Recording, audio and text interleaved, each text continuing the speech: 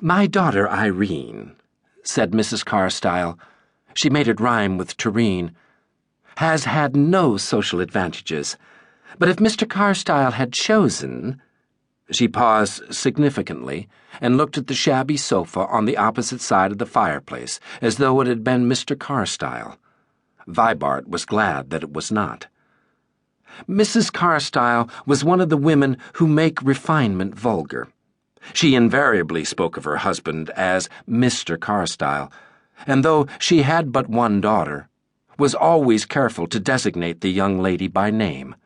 At luncheon, she had talked a great deal of elevating influences and ideals, and had fluctuated between apologies for the overdone mutton and affected surprise that the bewildered maidservant should have forgotten to serve the coffee and liqueurs as usual.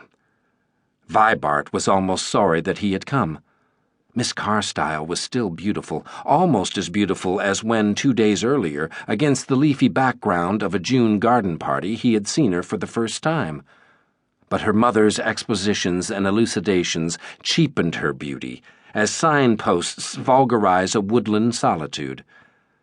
Miss Carstyle's eye was perpetually plying between her daughter and Vibart, like an empty cab in quest of a fare.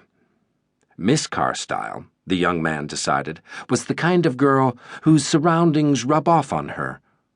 Or was it rather that Mrs. Carstyle's idiosyncrasies were of a nature to color everyone within reach?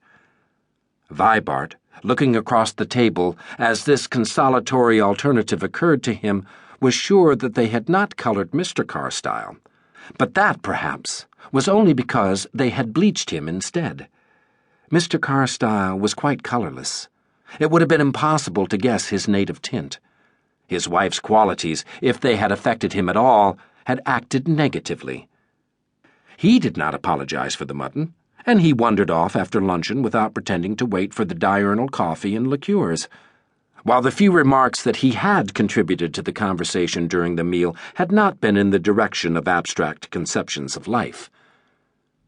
As he strayed away, with his vague oblique step, and the stoop that suggested the habit of dodging missiles, Vibart, who was still in the age of formulas, found himself wondering what life could be worth to a man who had evidently resigned himself to traveling with his back to the wind, so that Mrs. Carstyle's allusion to her daughter's lack of advantages, imparted while Irene searched the house for an undiscoverable cigarette, had an appositeness unintended by the speaker. "If Mr. Carstyle had chosen," that lady repeated, "we might have had our city home."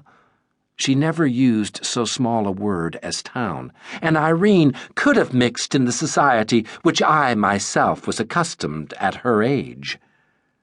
Her sigh pointed unmistakably to a past when young men had come to luncheon to see her.